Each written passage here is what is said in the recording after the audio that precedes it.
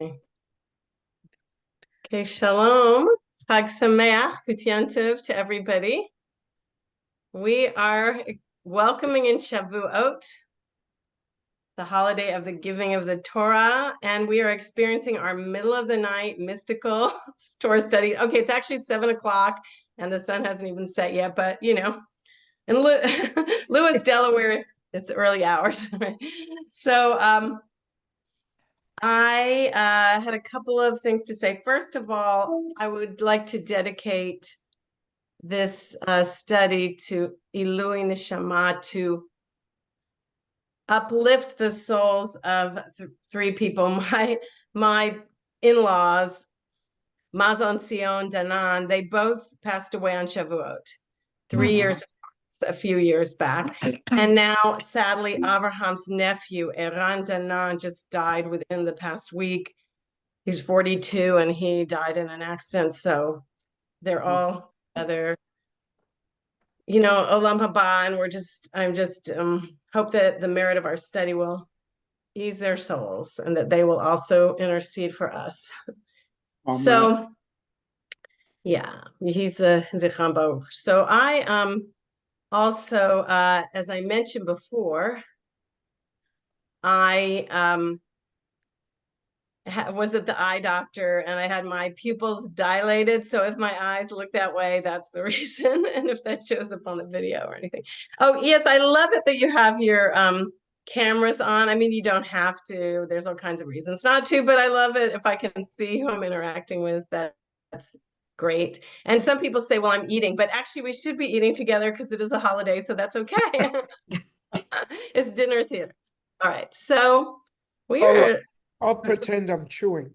Okay, well, you don't have to, but let's see. Now have to make sure hold on, my wonderful slideshow, because, you know, I love doing those, is ready.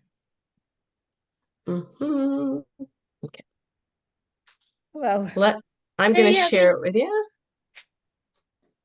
Okay. And today, I was going to say that tonight, I hope it will be, or this evening, it'll be a more experiential kind of class, interactive, not the Elijah one was so much information, you know, and we'll have some text, but I wanted to leave a lot more time for us to think of what those texts mean to us personally, especially as we're going to the holiday. And one of my passions, if you know from my website, wellspringsofwisdom.com, is the idea of your inner landscape, that within each of us, there is a, you know, our own inner landscape, our own wilderness, our own streams, our own flow, our own peak experiences, etc. So that's part of what I hope we'll see tonight. So here we go with, can you see this? I want to get it going. Okay, let's show you. So this is mountain. Can you see the mountains there? Animated. Mountains and peak experiences in the Torah. And why did I pick this for Shavuot? That is not Mount Sinai right there. But I picked it because obviously the Torah is given on the mountain, Mount Sinai. And I even have my little 10 Commandment pen. So this song, Esa Enai, I think a lot of you know it. I'll do the melody, then the Hebrew, then my translation of, well, I don't think it's my translation. It's adapted from the Reconstructionist translation. We can sing it to the same melody, but you'll have to be muted, sadly, because otherwise it's going to sound cacophonous. Okay. La la la la la la la la la la la la la la la la la la la. Yeah, la la la la, yeah, la la la la la la la la la la la la la la la. Ah, la la la la la la la la la. Yeah, la la la la la la la la la la. Yeah, la la la la, yeah, la la la la. Hi, la la la la la la la la la la.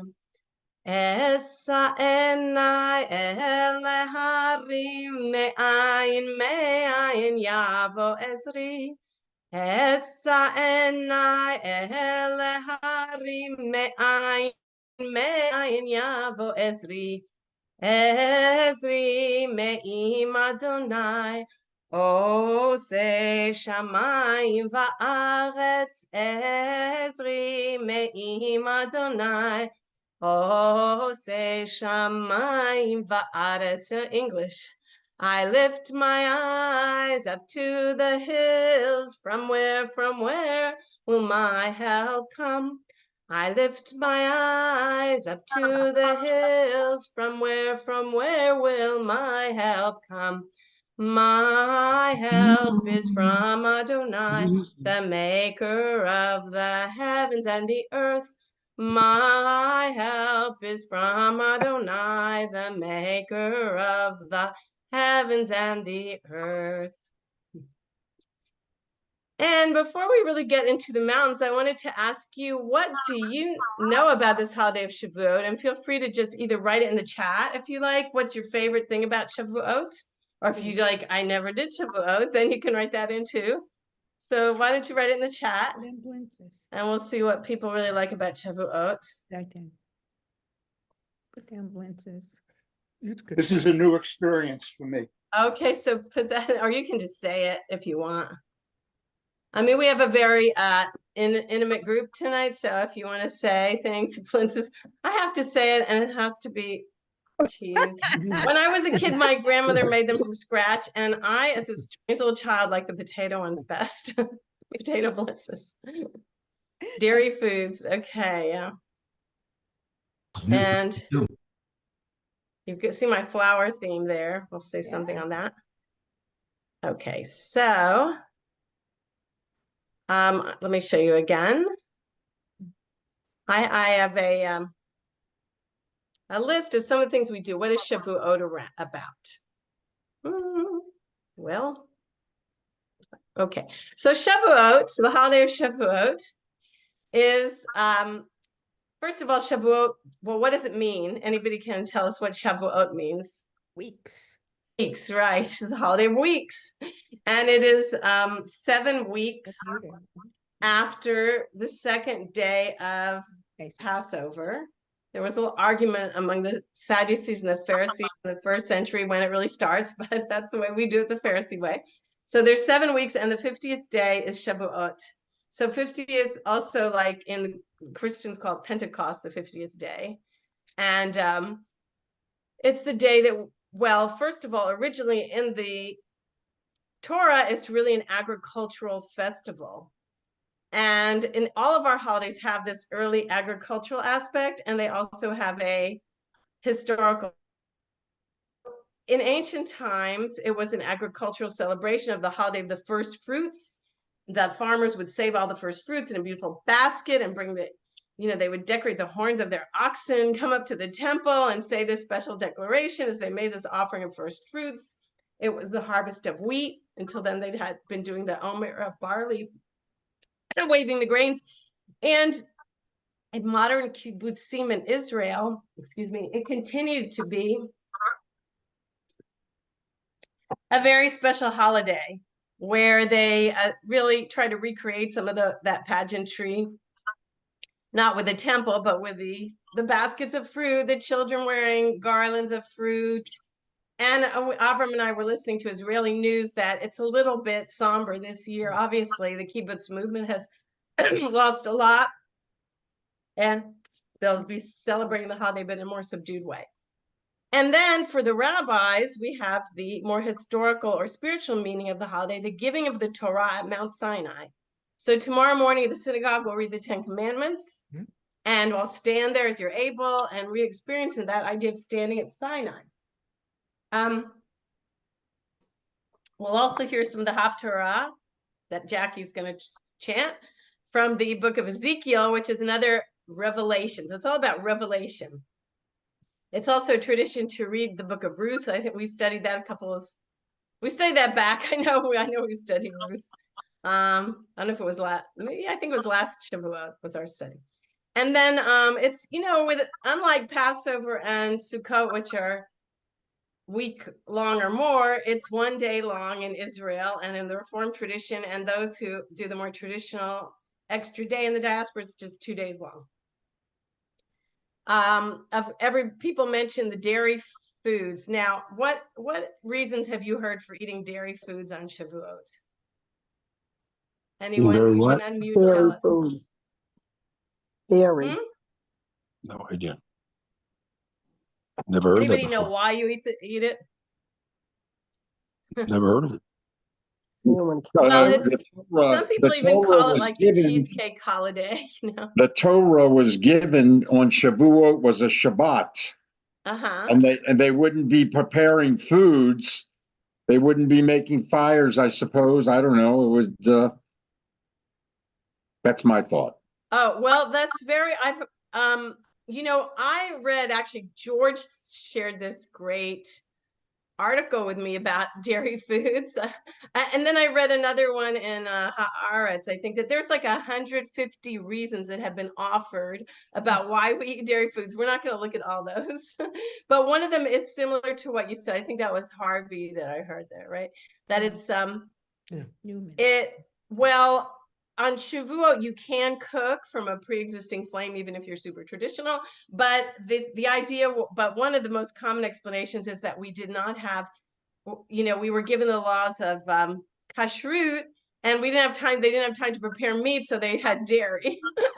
Another reason has been like they're coming That to sounds like Israel, a the land of puzzle. milk and honey, and the Torah is called like milk and honey. So it's one of those customs with a million reasons. In other words, we're not really sure.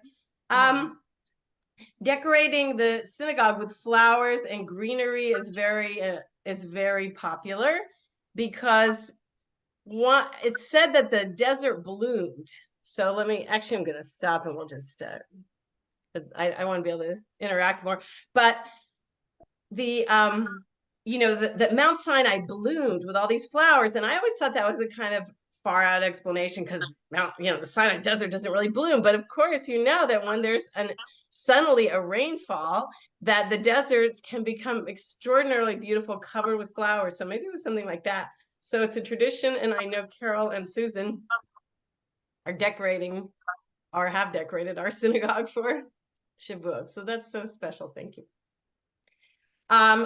Anybody here, did anyone here do confirmation in your temple? I did. And that's usually on Shavuot.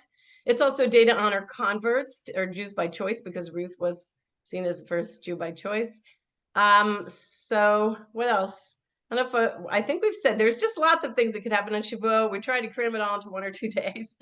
So let's begin Shavuot. If you have your candles, I've got my little flameless candles, but you might have I've got my little candles in my little sailboat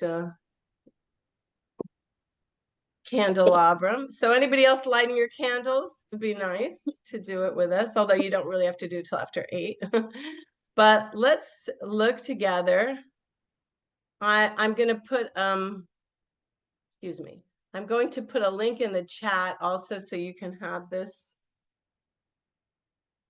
I'm sorry, it always takes a while to make these transitions when you're on Zoom, unless you have an assistant doing it. Okay, I think I got it. Now it's going to be, I'm going to put it in the chat, and I'm also going to share it on the screen so we can do the prayers. Here we go. And then this is like a PDF, so you could print it out for yourselves if you want to.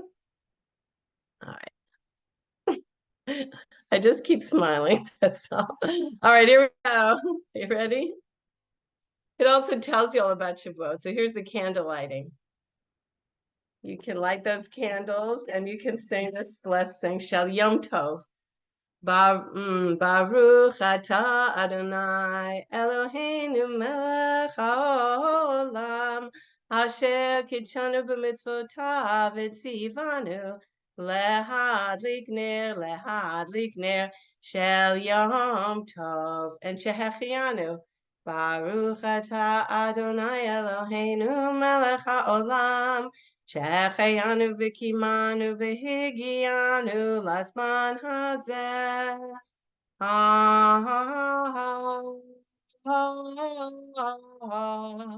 Amen. Now, if you have your Kiddush cup, I've got one. Have to get it right in the, oh, there it is. With the holy grape juice in it, or wine, or whatever. Oh, good. Peter's got some. David, I don't know. What do you have in the, that's your Kiddush cup? Okay. That's good. This is my caffeinated Kiddush cup. Okay. Anybody else have? Coke. Okay. Oh. Let's see. I can't see everybody at once. Okay. So here's the blessing for this Kiddush for Yom Tov. Boop, boop, boop. For the Yom Tov evening. Baruch atah Adonai Eloheinu melech haolam borei peri hagafen. I'm scrolling down here. Baruch atah Adonai Eloheinu melech haolam asher bachar banu mikol am v'romamanu mikol lashon v'kiddishanu b'mitzvotav v'titen l'Adonai Eloheinu ba'ava moadim l'simcha chagim uzmanim l'sason et yom chag Shavuot hazeh zman matan toratenu mikra kodesh zecher l'tziat Mitzrayim kivanu v'charta v'tanu kiddashim kol amim u'modei kodshecha B'simcha b'sason inchaltanu baruch atah Adonai mikadesh Yisrael v'hazmanim l'chaim. Okay. And I don't, does anybody have a challah there? Because I don't have one, but if they could say hamotzi for us. Or any other bracha. Okay. So now we've done some of the brachot. And then we'll get on into the inyan, the matter that we're studying about the mountains. So, oh, wait a minute. Make sure that I've got it, everything. One moment, sorry. Just think beautiful thoughts about the holiday. Well, I get this set up again. All right.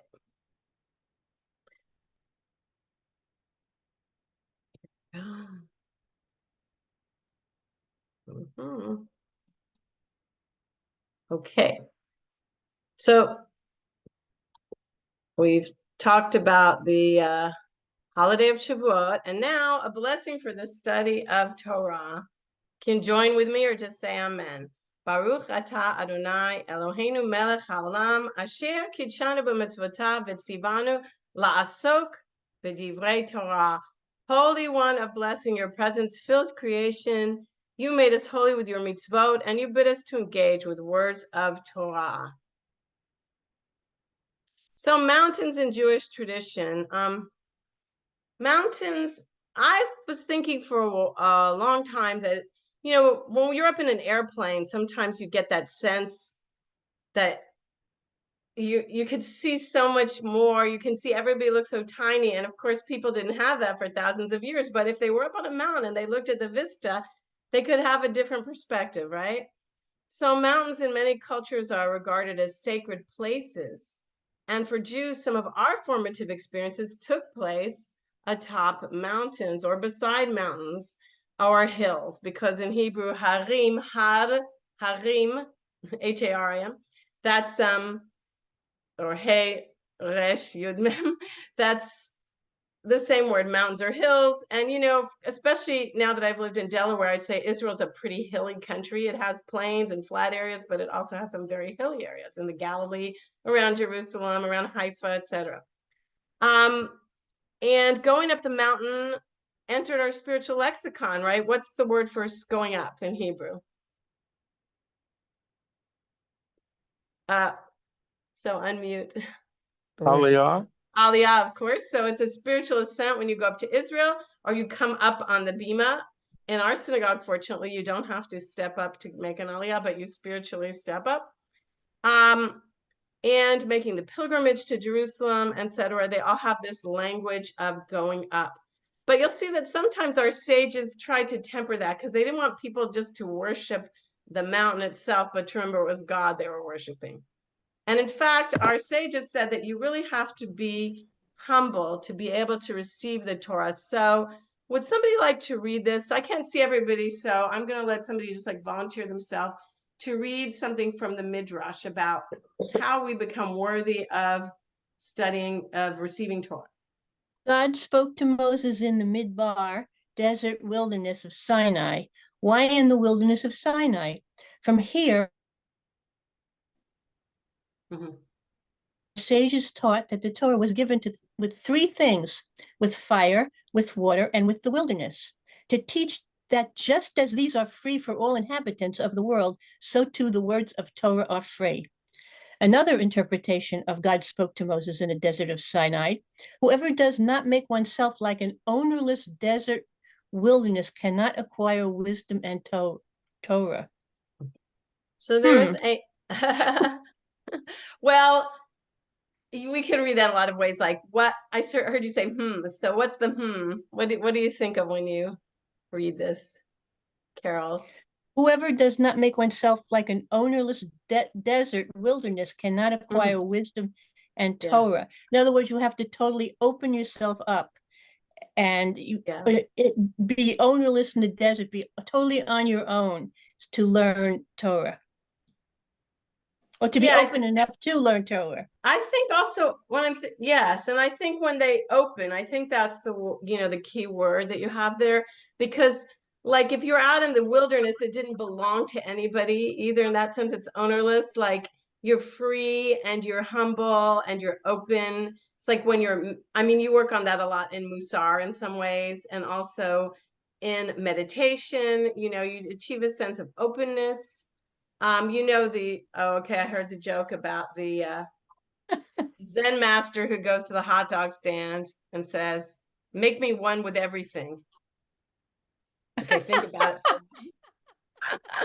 All right, so you become one with everything, and you can, be open to learning something. And then the rabbis have another midrash. I'm kind of saving that one for tomorrow, but I'll give you the gist of it. The gist of that other midrash is that when God was deciding where to give the Torah, the glorious, fancy mountains like Mount Tabor and Mount Carmel, they were all arguing about who should get to have the Torah given upon them, and they all wanted to be the one, and God didn't like their boasting and bragging, so God picked a little humble Mount Sinai to show again that humility wins the day. But he still gave the other mountains their roles to play. But the idea is the Torah has to be given somehow where there's humility, there's gratitude, openness, etc. Okay. Now, so the first example, I want to look at some different ways that mountains are used in the Torah and Jewish tradition. So the first thing would be like a place of revelation. Would somebody else like to read this, a summary about what we're going to be, reading some of this tomorrow in Shul, but giving the Torah at Mount Sinai. On the third day, Adonai will come down in the sight of all the people on Mount Sinai. Exodus 19. This introduces the giving of the Ten Commandments utterances, the divine revelation witnessed by the entire people, the forging of a covenant by a mountain amid fire and thunder. In the Bible and other traditions, mountains can be the setting for encounter with the divine. Discuss. Have you had a spiritual revelation in nature, solo or with a group? Did you do anything to prepare? Did you feel humble like Mount Sinai or open like a wilderness? Thanks. Now, I actually, if I was going to scroll way through this, I did have the whole text, but I thought just because we're only doing like about an hour, I didn't want to read too much about it. But if you're familiar with the story in the Torah, what did the people do to prepare to receive the Torah? Anybody know? Did they fast?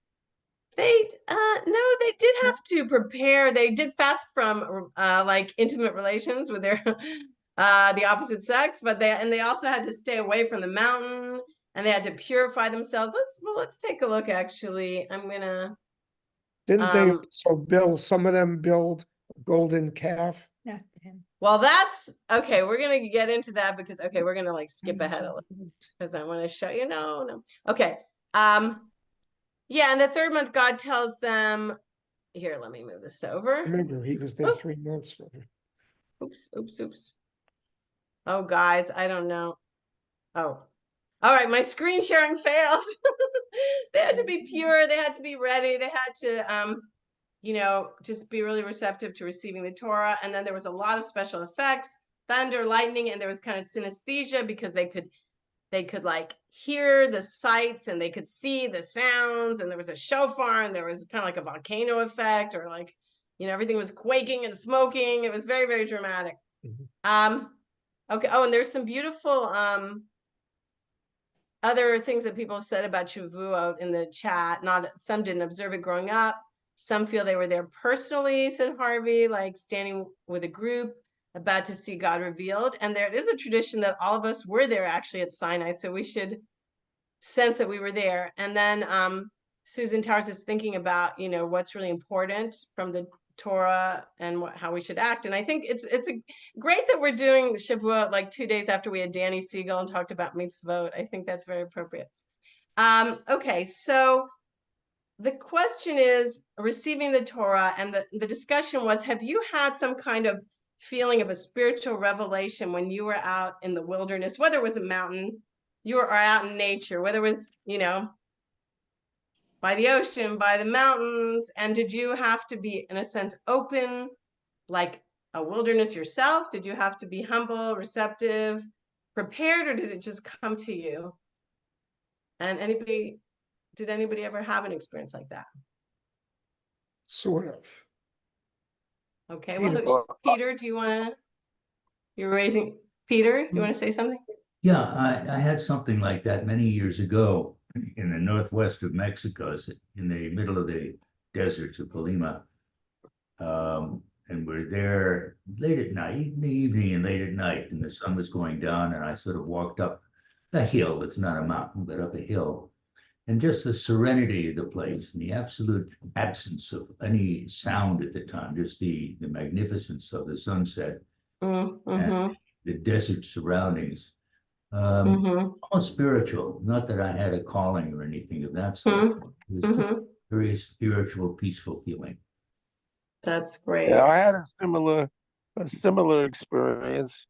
Carol and I went to Alaska a couple of years ago, and we took a seaplane to a lake with in a mountain, and the only way to get to this spot was by seaplane. I mean, there were no roads. It's the only way human beings could get to this spot. And once we got there, it was like it was something I never really experienced before, because there were no intervention by human hands, so to speak. It was the most pristine area, and I really felt that this is kind of like God created the earth. I mean, I really had the feeling that we were at a spot where all the beauty, it was absolutely gorgeous, but it was as quiet as Peter said. It was quiet. There were no roads. There were no, people. We were the only people there with the little seaplane, and it was an amazing experience. I don't think I've ever had an experience like that before. That's great. Thanks for sharing that. Susan? And it's one we don't get to experience so much in our busy world. Okay, Susan, do you have something? Well, I first of all, whenever I go in the redwoods, which I really try to do every time I go to California, I really find it's like I enter a world where the trees are talking to each other and to me, and I find it very spiritual. I don't know if you were ever in Fern Valley, which is a redwood forest way above Eureka. Well, I have been up to some redwoods in California. Oh, and we had a grove of redwoods too in Chico. Somebody planted. Yeah, but they really are magic. I mean, of course, I'm very outdoorsy, so I find it very spiritual just walking along the ocean late in the early evening here. Just about now, if we were all out now, something like the soul stroll. Yeah, it's, the beaches are very quiet, and the sky and the water, it just, I find it very special. Well, that's one of the reasons we do the soul strolls. And also, I'm going to teach a class for Aleph about the spirituality by the beach, but I think I will do it again for Seaside. So you don't have to sign up through Aleph and make a donation. I can do it for Seaside. But I have to adjust something technical in my environment. One moment.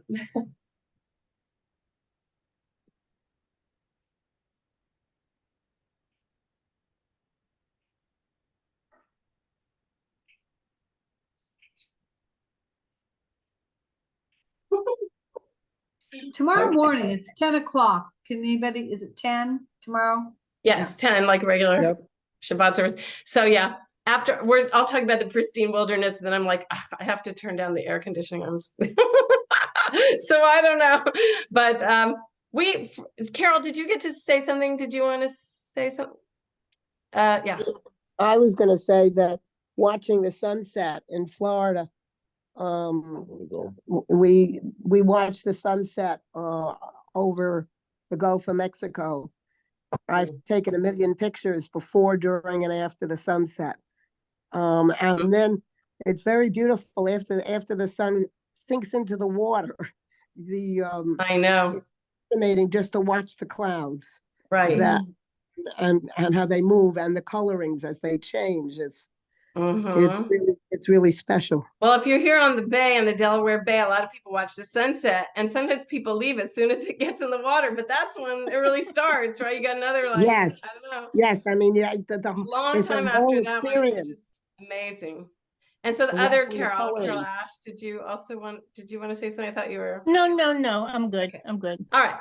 So let's go ahead then. Well, anyway, but let's like summarize that a little bit. I think that this idea that being in nature is itself a kind of revelation. I think, of course, a mountain peak is one, Rocky Mountain High, but also any kind of natural communion like that can be a very spiritual time. And the idea at Sinai is that people were experiencing this as a mass experience. It was also a communal experience.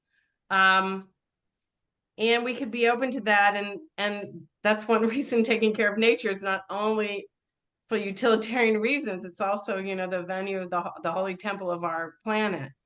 I think there's something, I don't know. Let's go back to our discussion here. Okay.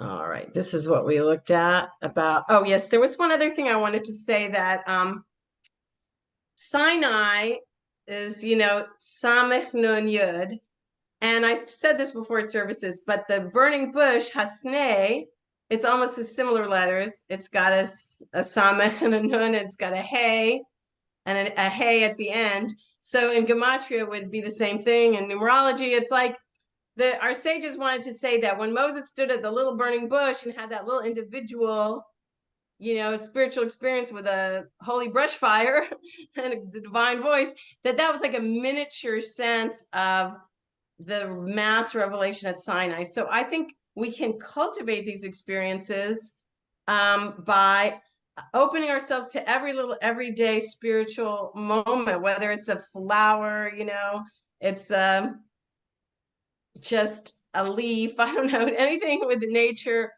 will help us to appreciate the bigger things too. Okay. Now, besides beauty and revelation and openness, a mountain can also be a testing ground. And of course, the most famous example of that is with Abraham being asked to take his son up to the top of Mount Moriah and to sacrifice him, but at the last minute he's saved. So would somebody like to read this for us? I'll be glad to. Thank you. God tested Abraham and said to him, "Take your son, your favored one, Isaac, whom you love, and go to the land of Moriah, and offer him there as a burnt offering on one of the hills that I will point out to you." Mountains, often so arduous to ascend, can be associated with trials or tests. At the last minute, God sends an angel to intervene and save Isaac, while Abraham has passed the test. It is very difficult, and yet central text in Jewish tradition, Genesis 22. For discussion, has the outdoors tested you? When and how? Conversely, if you have been through a testing experience in life, was it like climbing a mountain or some other natural metaphor? Yeah, so notice that it takes place on this hill, or they call it mountain, but like a big hill, Mount Moriah. And the Bible, sometimes the prophet said, hey, you can't just make sacrifices on every hill, because that's what people used to do, go up in a high place, maybe closer to God or their gods, and make the sacrifice. And so we weren't supposed to do that, but to centralize everything in the temple. But it was on top of the same hill, Mount Moriah, right? So has that the outdoors tested you? When and how? And if you've been through some other kind of testing experience, do you have any natural metaphor to apply to it? Mm-hmm. Oh, and I'm sorry, I didn't acknowledge Fern's contribution in the chat about her experience climbing the mountain path in Phoenix and the spiritual clarity. I thought that was beautiful. But anybody ever had, a different kind of experience in the wilderness, or feel like in daily life, like, whoa, I just climbed a mountain, I got to the other side. Climbing the snake path up Mount Masada at daybreak. Right, we did that. And coming down it, but is equally challenging. Oh yeah, coming down, yeah. I was much younger, but I have pictures to prove it. Anybody have any, do you identify with this idea of the test? Anybody? Well, I'll just say, yeah, in my younger days, although I wish it wasn't, I wish I was still doing it. I used to camp a lot. Mm-hmm. Whether I was at camp or I used to camp with my sons. Of course, in those days, I would let them put the tent up, or with my girlfriends. Mm-hmm. And it was challenging. I mean, there are a lot of things. It was putting the tent up. It was cooking. Yeah. It was getting food cooked in a fireplace. And it was setting up. We did pretty basic stuff. We would set up a shower thing where the water was heated in like a balloon-like thing. Yeah. We got 50, and I won't even talk about the toilet stuff, but I will say, a couple of years ago, I went to California, and again, my son always takes us somewhere. And I went with him and his friends, and he was in a camper van and I was in a cabin, but the cabin didn't have running water. And of course, being an older woman, and you get up in the middle of the night and you go find the building, which is not right there. I had a little flashlight on my head, to find the trail, and I got lost in the woods. Oh no! Not that long ago. Lost. Oh my gosh! Lost on the way to the bathroom. So it was very dark. Yeah. So does that enhance the outdoors experience? All the challenges you go through? Do you think? I love it. I can't tell you. There are so many people, probably everybody on this call, that would think you're crazy. But it just, the nice thing was the cabin had electricity. In other words, it had heating. So that was nice, and a light. Okay. But I gotta tell you, walking around in the woods in the dark, and you hear animals, you're not too sure if one's going to eat you, but which probably won't. But I don't know. It just makes me feel alive. It makes me feel that part of the woods and part of everything. Thank you. Thank you. And Fern has written in the chat again, the occasional whitewater rafting is always a scary challenge, a relief when finished, and pride that she did it and survived unscathed. So I think anyone who is the person that likes to do a lot of hiking and climbing, and some of my kids do, and some of them don't. Some of them are so into it, camping and so on. And I do, that I love outdoors and nature, but I wouldn't say I've gone camping, but it's not like big thing that I've done lots of times, a few times. Anyway, so it could be that, or also I'd encourage us to think about you know, in our daily life, have we climbed some mountains and gotten to the other side? And is that a useful metaphor for us? Okay, now let's go ahead to the next idea of mountains. And that is, oof. Okay, so that mountain, Mount Moriah, and here's a picture I actually took myself at the end of 2018, looking at where the Temple Mount was. It became where the temple stood, you know, where of course the Dome of the Rock is there today, but the temple was there. And would somebody like to read about going up to the temple as the mountain is pilgrimage? Somebody, okay, Mount Evie? Moriah, the same place as the binding of Isaac. I rejoiced when they said to me, we are going to the house of Yahweh, which is Adonai. Or you could just say Adonai. Adonai, to which the tribes would ascend in pilgrimage, Psalm 122. And many people shall go and say, come and let us go up to the mountain of Adonai, to the house of the God of Jacob. God will teach us godly ways, and we will walk in godly paths. For out of Zion shall go forth the law, and the word of God from Jerusalem. Isaiah chapter 2, verse 3. Discuss. 3 times a year, pilgrims ascended the hills to Jerusalem and the Temple Mount on a hill, and Aliyah L'Regel, pilgrimage ascent on foot, to rejoice in the festivals with God. Have you made a pilgrimage? What was it, and what did it mean to you? So I could, Yes. if I may. Yes, please. That photograph reminded me of one such moment for us.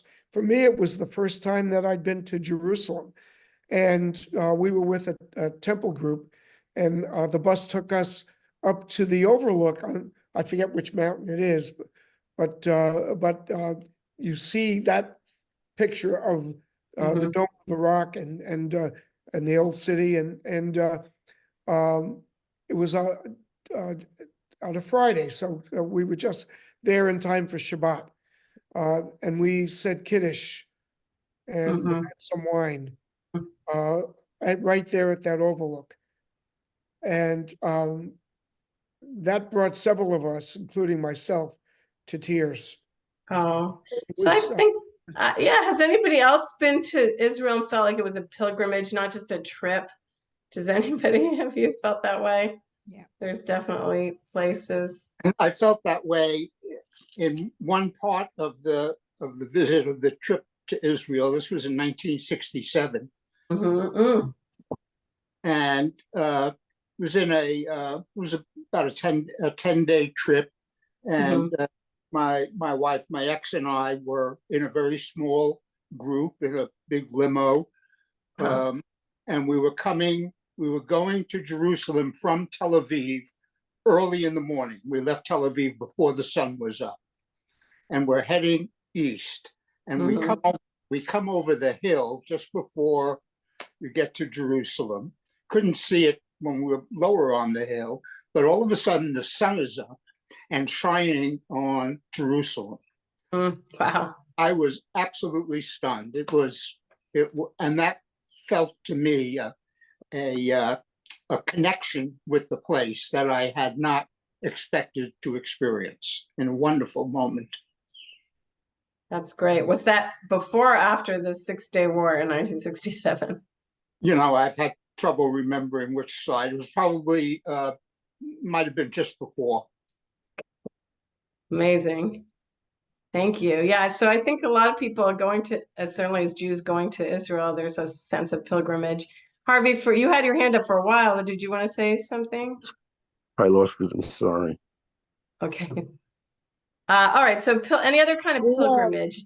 You know, it could be something very personal, like I made a pilgrimage to where my I can't get the ancestors grew up. Or okay, muting Carol Newman, did you want to say something? I don't know if I can be heard. No, you can't. You're muted. Ask her to I unmute hear you. you. We hear you. Go ahead. Go ahead. Now you're okay. Well, we had literally a mountain that was Aspen Mountain. And when you get up there, you kind of can go hiking, and there was a special trail that we used to take, which was absolutely gorgeous. And the trees and the mountain and there used to be snow on the mountain, which in later years wasn't there anymore, but it was still absolutely gorgeous. But it was incredible. It was very exciting because when you kind of reach almost the top, Yeah. you get to a place where where you've got wild columbines, and that was always very exciting to me to see the wild columbines. Columbine is the flower of Colorado, and so this is Colorado. Yeah, and yes, in the Rockies. Did you say it was in Aspen? Sorry. Yes, in Aspen. Okay, If you go up Aspen. Aspen Mountain, then you Okay. can hike at the top. But Yeah. there was also a way before you went. Actually, I think this is actually you had to get up to the part where you take a mobile up. You have to get up there before 9 o'clock because you get the reflection of the mountains in the pond, which is absolutely sensational. But you have to be there by 9 o'clock in the morning. And then we would take this hike, which was rather difficult for us. I mean, surrounded by greenery and stuff. But I always got excited when we would get to the place where you get to the wild columbines. Well, I think I'm hearing, different places, but I'm hearing something in common that people like you got to a certain place, right? Suddenly you saw the view of Jerusalem. Suddenly you saw the sun rising. You saw the flowers. So when you're climbing a mountain, you often, as you go up, you get different views from different places. And it's kind of that way in life, right? We're going around, we're coming kind of back to the same place, but from a different perspective and a different height, and now you can see a little bit more than you saw before, right? So I think that'll lead us very well into the next use of mountains, which is this is like looking over the mountain, like Moses looked over the mountain at the end of his life, and he looked towards the land of Israel, and he did not get to go in, but he did get to see the view. And this is a view from there. It's called Mount Nebo, which is today in Jordan. Looking out over, you could see a pretty good view of much of the land of Israel. So would somebody like to read this? I'll read it. Okay. Moses went up from the high desert plains of Moab to Mount Nebo to the summit of Pisgah opposite Jericho, and Yahweh showed him the whole land. This is the land of which I swore to Abraham, Isaac, and Jacob. I will assign it to your offspring. I have let you see it with your own eyes, but you shall not cross there. Deuteronomy 34. Discuss. Do you identify with Moses? Are you looking back over your life or looking forward to the horizon beyond? And before we discuss it, I wanted to give the other example of their modern day Moses, of course, the Reverend Dr. Martin Luther King Jr. In his last speech, the day before he died, he talked about going up to the mountain. And our friend Cantor Jack Kessler actually set this to Haftarah trope to read on Martin Luther King's birthday, but I'll read what he said. Like anybody, I would like to live a long life. Longevity has its place, but I'm not concerned about that now. I just want to do God's will, and he's allowed me to go up the mountain. And I've looked over and I've seen the promised land. I may not get there with you, but I want you to know tonight that we as a people will get to the promised land. So the way he used, the biblical image and identified with Moses, it's quite remarkable, but also, of course, it's quite overwhelming that happened actually before he died, just like Moses. I see in the chat, George says his trip to Israel was 1968 or 69. Okay. Because and they went to Golan. Yeah, I'm just wondering because I asked it just like, because did you get to go to the Old City or the Jewish Quarter? Or whatever? Okay, so I'm actually, just by interacting with you all, I learned so much because when I'm hearing things said over and over, this idea of seeing a new part, getting to a new height, a new perspective, a new plateau. That's the question. Do you feel a little Moses-like? I'm not saying everyone should live to be like Moses, 120 and strong. But are we getting, especially as we're in our elder years, we might get to that feeling of I'm in a new perspective. I'm looking back over things. I'm looking forward to the places I might not go, but they're the legacy I'm going to leave. I don't know. Does anybody identify with this, or feel, you're there. David, do you want to say anything about it? We've done a fair amount of traveling in the last 25 years or so. And we were in Germany last fall. And Evie and I were sitting there in a kind of in a pretty isolated place. It was at a motel, but it was kind of not near any big city. And we were near visiting some friends and waiting for them out there. And I felt, that every time we've gone somewhere new, for me, it's like connecting a dot. So that as I've gotten older, I feel, I don't know if it's wisdom or understanding or a combination of both, but as you live your life and you grow older, at least I've come recently to appreciate the places I've been able to go, the people I've been able to meet, and the dots that I've been able to connect. I find that quite remarkable, actually. I appreciate hearing that. And I'm thinking about the pilgrimage and the traveling, like you go to somewhere, but really to go into yourself, right? Like the story of the man who goes to find the treasure, but the treasure's been at home. So that's saying like the end of, who said this? The end of all the journeys will come back to the place that we've been, but see it for the first time. Who said that? Somebody find the source of that quote.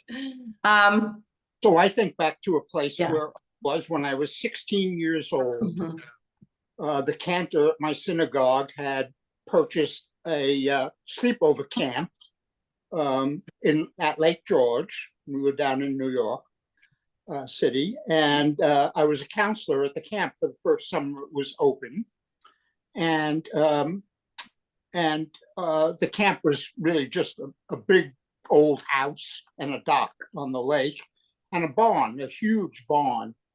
And I walked out of the barn. I was in the barn and walked out. It must have been about midnight. And there was a strange light. And I looked up and the sky was all lighted up. I didn't know it at the time. It was the aurora borealis. Oh, wow. My reaction was, it's God. And I woke up everybody in the house to come out and look at God. So this evening, that memory comes back to me. It was a pleasurable. Oh, memory. George, I love that. And did anyone tell you what it was, or did you just keep thinking it was God for a long? Well, I don't know how I figured it out. Okay. Somebody told me it was the aurora borealis, and I didn't see it recently. I think that was the only time I've seen it. Well, Julie? Yeah. And a lot of people have seen it recently because they were, they were reaching lower latitudes. Yeah. Carol. I think it's all God. Yirah. Everywhere we look, every tree we see, every bird we listen to, every step we take on the earth, to me, is Yirah. It's awe. And it's a piece of God, which is in all of us. And that's the last thing I'm going to say. Well, I like it. A lot of people recently, there's been a lot of, there was the eclipse, the total eclipse, and the auroras, people seeing them in places they hadn't seen them before. And I think just, we even had a little earthquake on the East Coast. So people having those experiences, some people, it evokes awe, obviously. And the question is, how do you find that awe at other times, like what you have cultivated, Carol, like with the meditation and with all of this self-development, musar and chanting, that, I think that I'm hearing this from other people here too, like you're finding the awe in the everyday. And as Reb Zalman said, like we need to cultivate the awe, the peak experiences by hothousing them, working on ourselves. And George, I just really love that story. And actually, I thought it was T.S. Eliot that I was quoting, and I was right. He says, T.S. Eliot, 1943, this says, "We shall not cease from exploration, and the end of all our exploring will be to arrive where we started and know the place for the first time." Okay. And actually, I haven't usually heard the rest of the quotation, but let me read that too. Through the unknown remembered gate, when the last of earth left to discover is that which was the beginning, at the source of the longest river, the voice of the hidden waterfall, and the children in the apple tree, not known, because not looked for, but heard, half heard, in the stillness between two waves of the sea. So beautiful. That's T.S. Eliot. T.S. Yes. Eliot. Yeah. Yes. So we all, have had different encounters with mountains. We've talked about different ways. It could be a pilgrimage, it could be awe, it could be revelation, it could be a test, it could be a vision or a new perspective. And that leads me then finally to the peak experiences that I think inside of us, when I talk about our inner landscape and our GPS to our inner landscape, when we think about mountains, part of that is like our own peak experiences. And I'm sure some people know a lot more about this than I do, but I know that in psychology, there's an expression about this, and it came from Jewish psychologist Abraham Maslow in the 20th century. There's a hierarchy of needs, right? You have to have your physical needs met, and then your emotional needs, and the very top would be like kind of self-actualization or peak, and the peak experience. And he himself said, think of the most wonderful experience of your life, the happiest moments, ecstatic moments, moments of rapture, perhaps from being in love or from listening to music or suddenly being hit by a book or a painting or from some creative moment. Those are how he described peak experiences. And my teacher, Reb Zalman Schachter Shlomi, said, everybody does have those experiences. Everyone has spiritual experiences, peak experiences. The problem is that it's like water without a vessel. Like, we have to have some way to remember it, to treasure it, to be able to be like one of my teachers, Rabbi Miles Krasson, said, to put in our spiritual bank account. So we've drawn it when we need that inspiration, and we need to work on hothousing them, whether it's going on retreat, going out in nature, just finding ways that we invite those peak experiences in. So that was, the last thing I want to discuss mostly is, can you share a peak experience if you wish? And do you think that it's something that just happens, or you can kind of invite it in? And then the other thing was, somebody mentioned earlier today in our class that Moses comes down the mountain and then people are worshiping the golden calf, right? 40 days later. So coming down the mountain. So I have a little video at the end. In Jewish Renewal, we talk a lot about, nurturing these peak experiences, but then you have to come down the mountain. Like when we would go to a retreat or something like that, and then you go home and people have not been on the retreat with you, and they're in a different headspace completely, and they're just going about their daily business, and you have to like integrate the lessons without being like holier than thou or something. So I'll tell you really funny, this is really, really true, really happened. I was leaving a retreat center, was called Elad Chaim. This was a wonderful retreat center that was in upstate New York. And I was just so inspired, and I was like, yeah, one with everything. And I meditating and chanting and praying in nature and all that, and music. And so then I had to get in a cab to go back to the airport in Albany and fly back to Texas, I think at that time. And so the cab driver, woman cab drivers, were talking, and I said, like, oh, what are you doing? I said, this retreat. Oh, what are you doing? She says, well, tonight I have a union meeting. And I was like, wow, are you into meditation too? And you into being one with everything? She said, no, it's the Teamsters Union. So it's like, remember, like, right? How do you bring it down? And Fern, would you like to share something apropos of that? Yeah. Just in terms of a peak experience in the early 90s, late 80s, I helped bring the Names Project AIDS Memorial Quilt to New Jersey for the first time. And the emotional intensity of the planning and the bringing it to Rutgers, seeing it laid out on the gym floor, having it have a lot of visitors and a lot of state officials come, the bonding of the planning team and just the implementation that whole weekend was so intense that even just going back home was like going to another country where they didn't understand what I've been through. And it really was difficult to make that transition from being a part of something so intense to, going back to my regular, ordinary day-to-day after that. And when was this? I think the first time we did it was 1988, and the second time was 1991. But when we worked so hard on something that we had no idea how it would turn out, and we were really putting ourselves out, it was a really scary thing. And I Mhm. think that made it especially intense for us.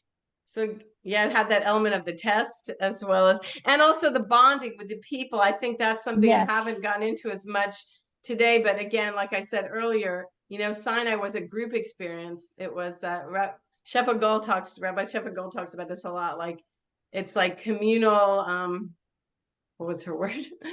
Effervescence, communal exaltation. And she has a word for it. But so anyway, yes, you're in this very intense thing and it's so real and it's so important.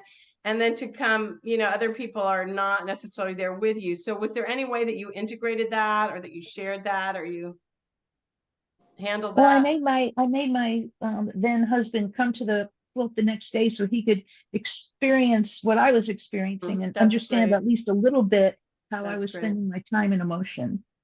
So I think that's good to share it, to share your experiences as you can, right?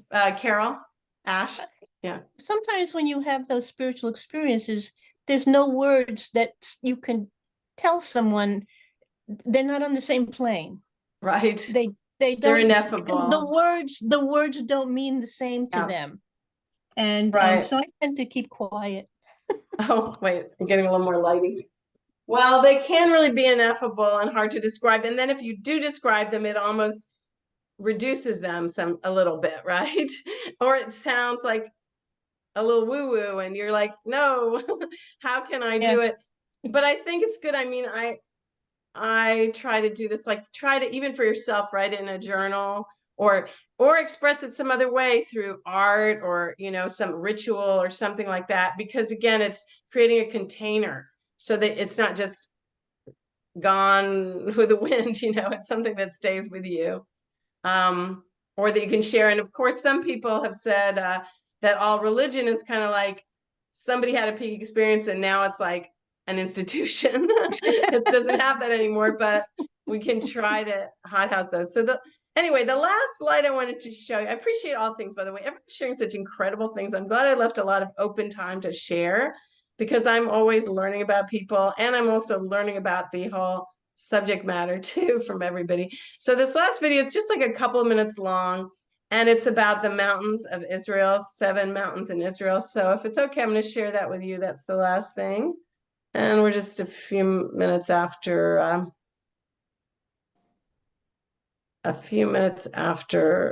8. Okay. Oh, wait. I've got to stop this here because otherwise I'm not going to have the sound on. We want to say share my sound and optimize the video clip. Okay, here we go again. Yay. Okay.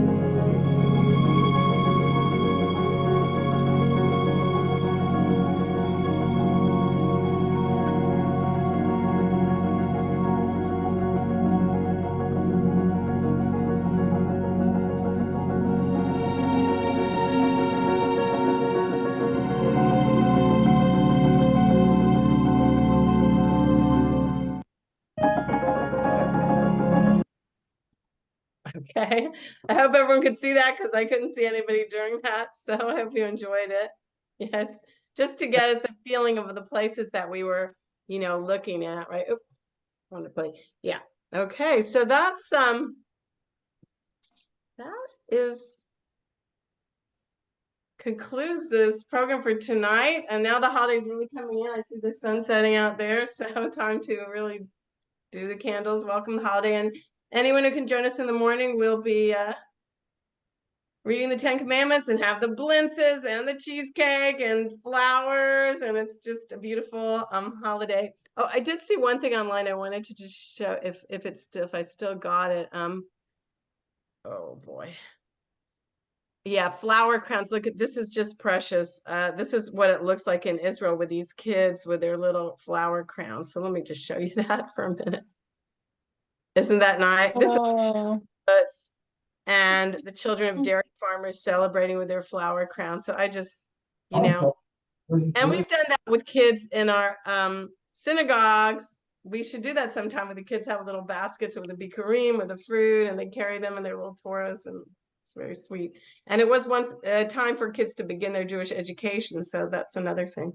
So thank you all for coming and for teaching me and for learning with me and for being here this evening. And Chag Sameach. Thank you, Rabbi. You're welcome. Thank you. Thank you. Thank you, Rabbi. Good young. Lov- Thank you. Lovely, Yasher Tov. lovely, lovely. Thank you. Okay. Thank you. Right. So Bye-bye. we're so lucky to have her. Okay. Mhm.